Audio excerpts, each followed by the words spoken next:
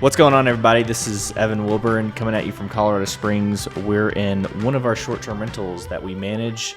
It's a luxury short-term rental, very modern, very nice. Just got a hot tub added. Just got a grill and a pool table. Very nice. And I've also got Killian Gordon here.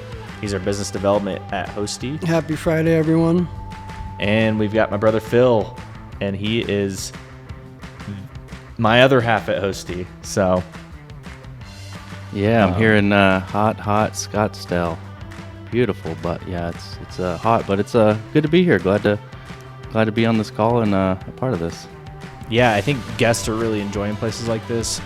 The modern, like newly built, it's not Victorian style or anything like that. It's very, because it almost seems like very clean, crisp, uniform. Yes. Yeah. I think it does a nice job of blending kind of that uniformed, clean presentation, professional presentation that hotels gave, or still do give, but also the experience and the amenities and the comforts of a home. Well, let's talk about that a little bit. Let's talk about kind of the differences in managing different kinds of homes. So, whether that's the smaller 1-2 bedroom units, and maybe even we can talk about shared spaces, because we did do that at the very beginning. And just some of the differences in maybe environmental locations. Is it in the mountains? Is it at the lake? Is it a remote location that's hard to get to? Or, we even have a story about, I think we have one right now, but a property we had that, you had to have a 4-wheel drive, and there were several times we had to drive out there in our trucks and pick up cleaners and take them up. Evan, is there anything that kind of stands out to you about, something specific to a different size property or different kind of property that, had a learning curve or something you didn't quite expect in managing it? I think that's just the complexity of, if you're managing just one, you can get to know that certain house and you can get to know its quirks, and you can get to know, like, what about that house makes it its most difficult part to manage. And then, take it to a scale where we're doing 140 homes. Now it becomes quite the challenge to manage it all, because now you have to have a way of people being able to find information about each home very quickly and either giving that to the guests or solving problems with that information. It's, I don't know if I answered your question, but I think I went off on a tangent there that was unrelated to what you were talking about. No, that's okay. And we can even talk about not just the size of a property, because I can remember from 1 and 2 bedroom homes, even doing laundry in house there, it was easy. It was a load or two of laundry versus moving up to those 4 or 5 bedroom homes where, it's going to take 4 or 5 hours just to do the laundry. So that's just takes different logistics you have to set up there. Well, you have to you have to start looking at the home where 2 or same day turnarounds just may not be feasible, and if you can run your pricing and your marketing right, you can somewhat take that hit of for a larger home blocking off an evening and not doing a same day turnaround, where when you have your 4 or 5 bedroom homes, you could hold up to 12, 15, 16 people, and that clean could look different every time you walk in there. I see people doing that a lot too, like if they manage it themselves, but we don't. We maybe have 1 or 2 that we do it with, but that's by owner request, and that's pretty cool about our services that we, basically can guarantee a same day turnover every time, no matter how big the house is. It's like, hey, we'll just bring in extra people and get it done quicker. When you guys were doing cleaning yourselves, you ever think you're going to be turning around 20, 30, 40, 4, 5, 6 bedroom homes in one day? Yeah, that's what it looks like now. You clean 30 or 40, on a slow day it's like 15, 10. But on a busy day it's like 30 to 50, 1 to 7 bedroom homes that we have to clean in any given day. And each one's custom, each one's unique, so there's different inventory items you have to inspect. There's, even just getting places with hot tubs or even pools, you got to know when to do the chemicals, what kind of chemicals you're doing, how often are you changing out the water there, because there's a big liability there. Are you insured to even do that? Those are all kind of challenges, and I know here in Scottsdale, pools, of course, are a huge thing. So they even have a pool heating service. So setting up all those different services for all the different amenities you have can be very challenging, and it was certainly a learning curve for us. Yeah, I mean, it's figuring out each piece about the home, and then honestly, if you look at, I'm not calling anybody out, but you look at some other property management companies, and I think they've just chosen not to do some of the stuff. Like, it's like, hey, we're just not going to do that because it's too hard to try to figure out. They push it back on the owner. You know what's interesting? Some of the other businesses out there, I think that they have the owner find a cleaner and run their cleaner. So it's the owner's responsibility to handle the cleaner, ensure accountability with the cleaner. And that cleaner, they begin making the cleaner do all sorts of things that step out of the realm of just cleaning the home. And I think one of the things we've done really, really well is we've got numerous cleaning teams, and we've got great accountability for them and great processes because we let them do just one thing, and that's just clean. They're not responsible for some of the aspects that move into more of the property management. So you have these businesses that are having the homeowner find their cleaner, run their cleaner, and unfortunately that cleaner is getting overloaded with more things than just cleaning. And you definitely see that when you have the homes that are further out and the larger size homes, they become more of a property management company when the homeowner, reasonably so, only wants to pay them the amount for the cleaning, not that additional stuff that stacks up. So when you start to see the homes get larger in size and further out, I think you start to see that pinch for some cleaners and some homeowners. Yeah, that can be tricky too. If it's a contracting service like that, a cleaning contracting service, a lot of times, like you said, they have other property management, other owners they're working for, and it's not like they're your sole dedicated cleaner. So you still have to work with their schedule, and sometimes that doesn't quite line up with your own. So you have to have secondary and third cleaners on standby, which it can be difficult to stack all that up and align it with your checkout schedule. You know what I'm seeing, this is pretty specific to the area, but Park County, I believe, they just enacted a rule where you can have 2 people per bedroom, up to 3 bedrooms, and then 1 person after that. So when you begin looking at larger homes, which your 4+ bedroom homes tend to be some of your most sought after and some of your highest performing homes, you start to see this cap on occupancy, and that's what helps these larger homes do so well.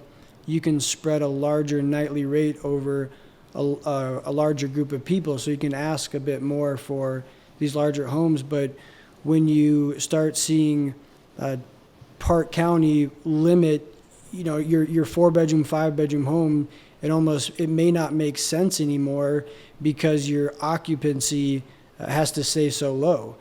And I just saw that recently, so that's going to be an interesting market factor as you start to move out to these counties that are putting in interesting regulations. Yeah, the county unintentionally is capping the amount the owner can make, essentially. Yeah. So you take like a 5-bedroom home that maybe could have 12 people occupancy, and now that 5-bedroom home can only do 8 or so people. Yeah. And that's a pretty big variable. Probably a good thing if it's not done too much. So like, I think it's pretty reasonable in Colorado Springs, like 2 per bedroom. Oh, plus absolutely. 2. Yes.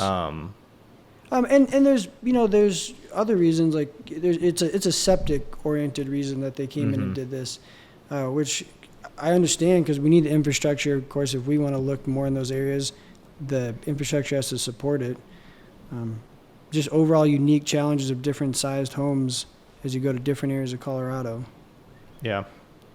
Well, I mean, that leads into what are kind of some differences in houses and investments and, appreciation versus, because we talked about this earlier. So basically there's 4 incomes to a home, or 4 potential incomes. There's also 4 potential losses, but 4 potential incomes. And that's the cash flow it earns or the profit on the cash flow, the appreciation. So if the home appreciates in value, the principal payments. So every month, as long as you've got a renter in there or you have income, your principal should be getting paid. And I think of that as just like money going into a bank account every month. It's not realized yet, but eventually it will be. And then your tax benefits that you get with a short term or any type of rental really. So, but yeah, what are some of like what have you guys seen investment wise, comparison wise with like let's say like a 1-bedroom or a luxury home, more expensive home or a multi-unit? Because there's like a lot of different subsections within our industry. It's not just long-term rentals, short-term rentals, mid-term rentals. It's like, no, do you want a luxury home? Do you want a multi-unit? Do you want a 3-bedroom standard home? What type of real estate investor are you? Are you Yeah. more of a buy and hold, cash flow appreciation? I think when you look at your larger homes, it's probably more of a cash flow perspective because those larger homes, they don't buy and sell on the market quite as fast as maybe a smaller home. I don't know. What are your guys' thoughts? What I found interesting and also surprising with STR was a lot of, and maybe that you still see this too, Killian, but a lot of our owners they weren't traditional investors, or in fact they haven't invested that much, and this kind of like was their diving in, getting into investing. That was kind of surprising. But we're talking about investors, specifically investors, or kinds of homes that they invest in.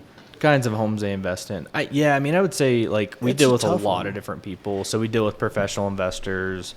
We deal with people that are just getting into investing, or people that don't even know they have an investment. They just had a house and they wanted to list it. They heard their neighbor or their friend was doing Yeah. it. Well, you were just talking about this. This is statement week for Yeah. Hosty. We're, all the money we've earned for owners every month we pay out. And we were talking about, in some cases, really breaking even is a good thing when you look at these other three or so ways of a investment property making money in the short-term rental market. And so when you have a property that is just coming on board, your first 30 days, 60 days, or 90 days or so, that's kind of a gearing up period. That listing is getting momentum, it's getting going, and it's going to grow month over month and year over year, as we mentioned in the previous podcast. But for those first couple of months, when you have an investment property that right off the bat is at least breaking even for you, and you are educated on some of the other ways that investment property is producing or keeping money in your pocket for you. Well, like literally like the first day you put it up, you have the potential to get it booked. And that happens a lot. Yeah, exactly. Like what happened to the listing? You just put up one listing yesterday and it got booked up within an hour for 14 days. Yes, which And is like- an interesting home. That's But further out from Colorado Springs. do you do that with a long-term rental? I mean, maybe in this market sometimes, but I mean, I'm sure it's pretty rare that you get somebody, boom, ready to go. Well, yeah, I think you run the same risk. Like you take a long-term rental live, so to speak, you could sit there for a week, you could sit there for a day, you could sit there for a month. You take a short-term rental live, you could sit there for a day, you could sit there for a week, you could sit, I don't think we ever sit a month. I've never seen one never. sit for a month, yeah. I mean, the concern is almost keeping the calendar blocked off until you bring it live so they don't book too soon. Yeah, it's more of We've like run into if we Yeah, accidentally yeah. open the calendar up too early, we're dealing with a nightmare of a situation. Yeah, they book before you're even ready to Yeah. host them. Yep. What were we talking about? We were just Talking about riffing there. investing. Yeah, different investments, different levels, different size homes. So you look at your 6 or so bedroom home, that's a big cash flow play. Yeah. I think if we could touch on midterm rentals for a second, I think that 3-bedroom, 2.5 bath is an interesting sweet spot for corporate rentals.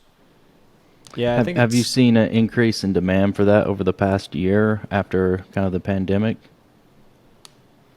Yes, increase in length of stays. I was out at an owner's home, and their guests had brought their 2 monitors. They set them up at the kitchen table, and that was their office for the next 45 days.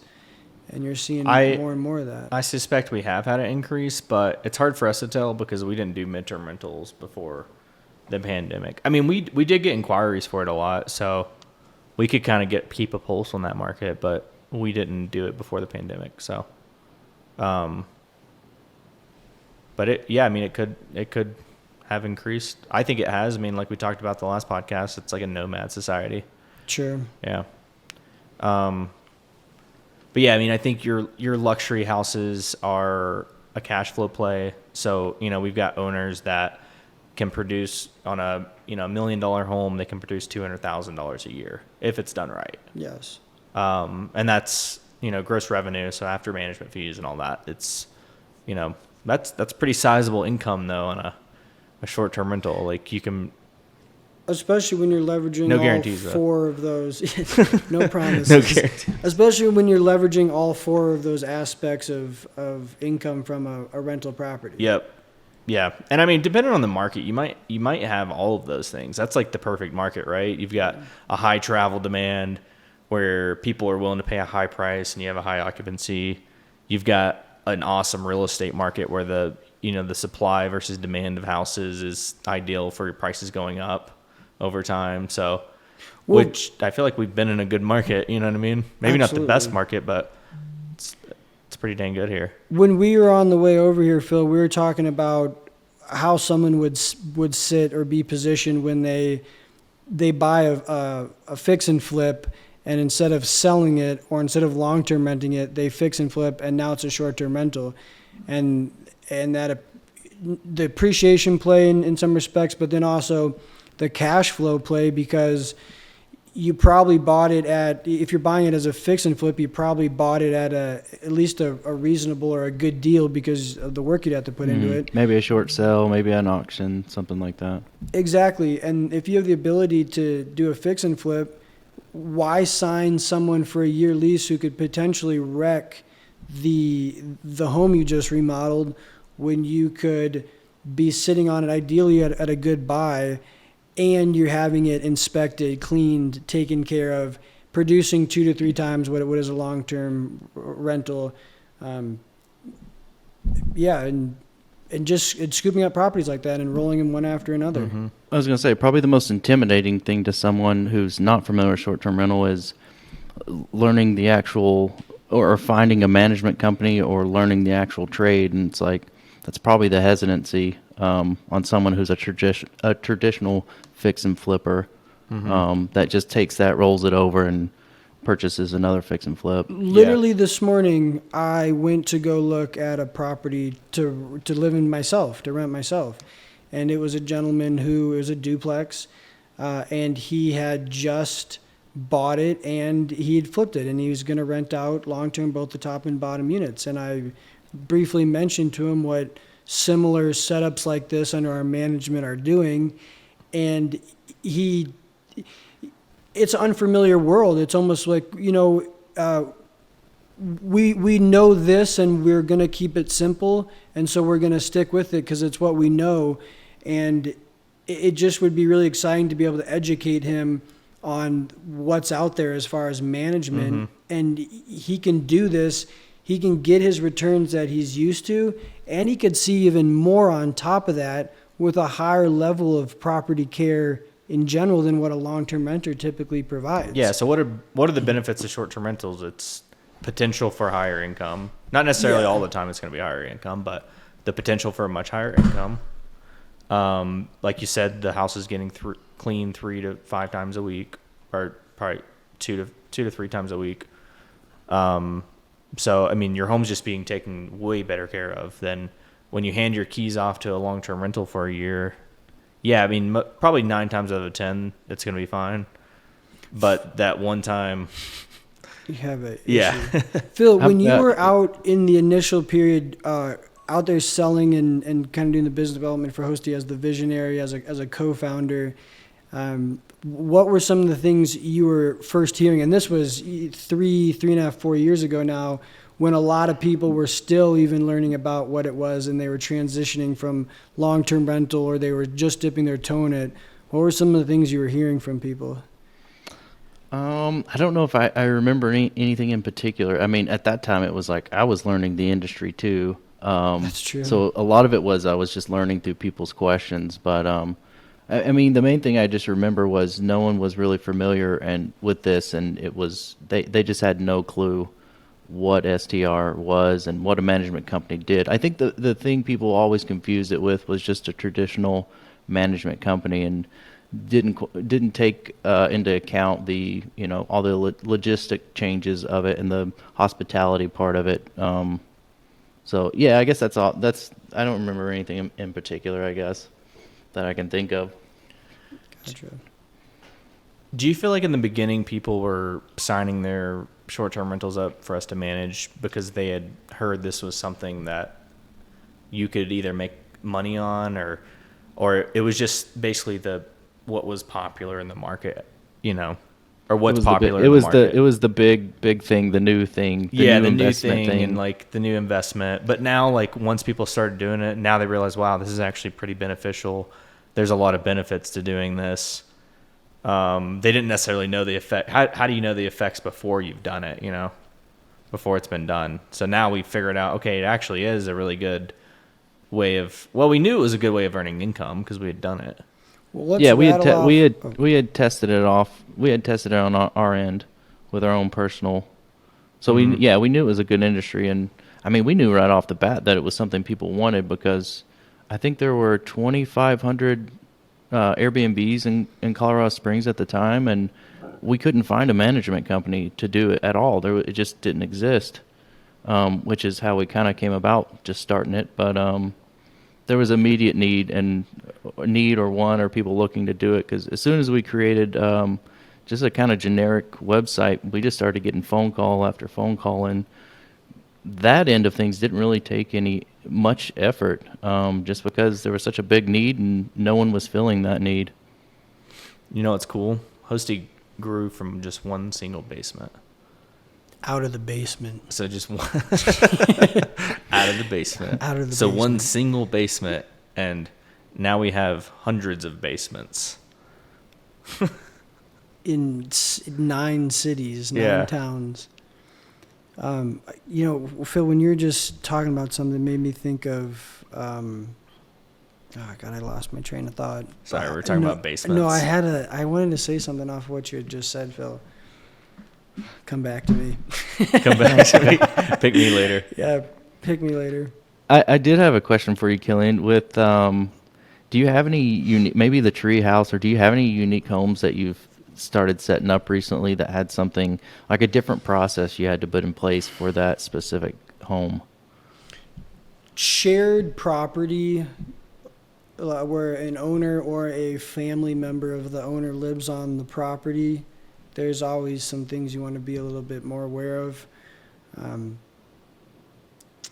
That makes sense because who just randomly has a treehouse in it, one single property without anything else on it? Well, as those areas like Larkspur and those more rural areas that also have agriculture, like cattle industry, so we have a couple properties now that the guest is within 20 or 30 feet of cattle or horses, and you need to consider things like, should this really be a pet property? Just because the owner of the property has maybe a barn dog or dogs on the property, that's just a recipe for a disaster. And that's maybe something 2.5 years ago, I would have not caught as onboarding and speaking with owners about. But as you just you bring on, 90 properties later, whatever it is, 80 properties later, you start to foresee things, and not in a pessimistic way, but definitely a proactive way. Yeah, you just develop an eye for potential bad scenarios that could happen. Even if it's not that likely, you still want to prevent it as much as possible. Is that the one that has a really long driveway and with the kind of a trash issue or picking up trash issue? Is that the... No, so that one, so Deer Ridge Cabin would be the home. They're both in Larkspur. This one in particular is the Barn Minium and the Tree Fort. But since then, we're about to bring on an additional home which is also going to have livestock on the property. So we are now going to have not only the hospitality element, the human element, but now a livestock element. Incredible. So another exciting task to take Well, we on. recently had an owner approach us about running their what's it called when what was it was like a horse ranch basically, and they had like 50 horses. It's where people keep their horses. I'm not Oh, too stable. Yeah, stable. Yes. But it's a particular type of horse ranch. It's catered to like the sportsy, like British. I don't know what it's called. It's got a certain word for it though. But yeah, they approached us to basically manage their horse stable as an experience. Yeah, horse lodging, horse boarding. Yeah. I it's at the tip of my tongue too. Yeah. Well, we were talking about hotel management. We've had a hotel approach us recently to manage. There seems to be an opportunity. A lot of people need management. Yeah. You need management. There's a lot of opportunities for that out there. And I think as like Larkspur, Florissant, those areas increase, the wedding venue scenarios, the horse lodging scenarios, and again, like I think we touched on this last time, the glamping, the tiny homes, the unique stays. Mm-hmm. We just got our tablets up in the homes. So that's interesting to see people book experiences from a device we provided in the homes. That's actually yeah. That's so nice to have too, because before having manual guidebooks at the property and having those update anytime a extra amenity is added, or maybe the owner comes in and changes out a piece of furniture or something, and then you have to take that manual guidebook, print off a new page, put it in there. But now we can update all that remotely on the tablets, including the dining restaurant recommendations, any kind of maps. So well, real quickly, Phil, for people listening, because we're very familiar with it, but give a breakdown, because I love how you paint the picture of, what is this, what's being built, and that's Hosty, the experience. What are the tablets, and what are we up to with those? Yeah, so you walk into the property, you check in, 4-digit code, you walk into the kitchen, right there's the tablet. You tap the screen, it'll have you log in. Just confirm your email, who you are. It'll let you log in. You could use the tablet as a regular browser or to watch, streaming services, anything like that. But on top of that, of course, we offer the experiences. So the in-home chef, you can just click it right there, book it, and pay on the tablet there, or you can select our guide for all of our recommended restaurants and places to go. It'll pull up a map and show you everything on it relative to the location of the property you're at. And honestly, it has so many features. I haven't even got to really dive into it yet. But yeah, it just offers you a lot of things we were having to do manually, which was really difficult. We can just offer a lot more to our guests right there at the tip of their fingertips, just on a tablet. You know what's funny is if you look at what it takes, superhost status, right? What Airbnb puts the individual host through to become a superhost.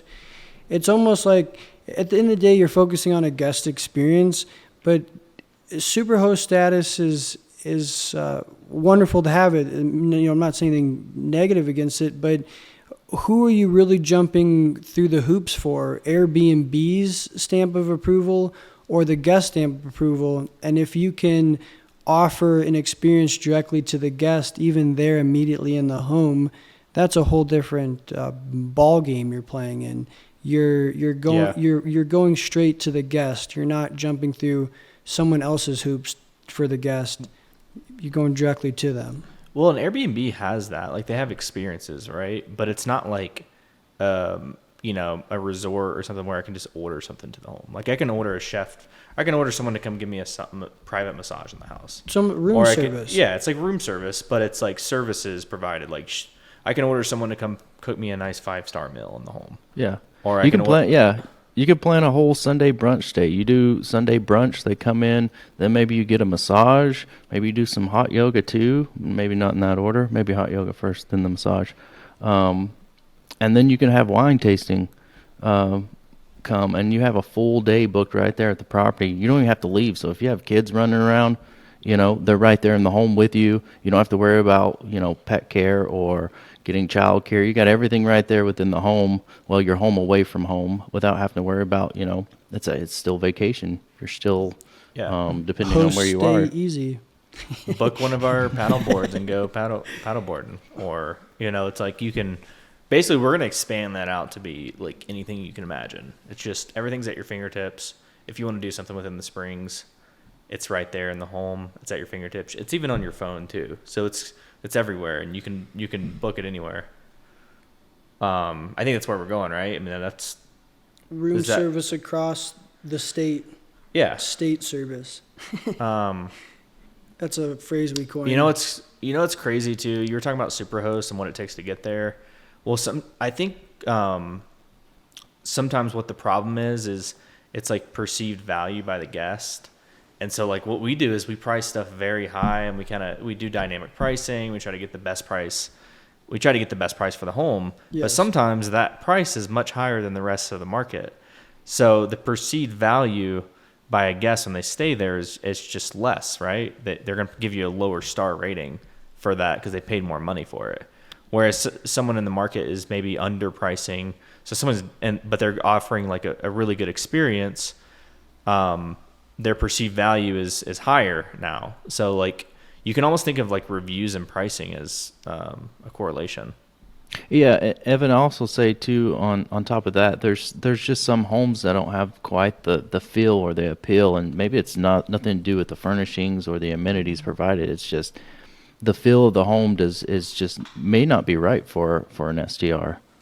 Yeah. And sometimes there's not much you can do about that, even with decorating or adding extra amenities or experiences. remodel. Sometimes, yeah. Sometimes it's just not the right home for it for what people are looking for, and there's not much you can do about that.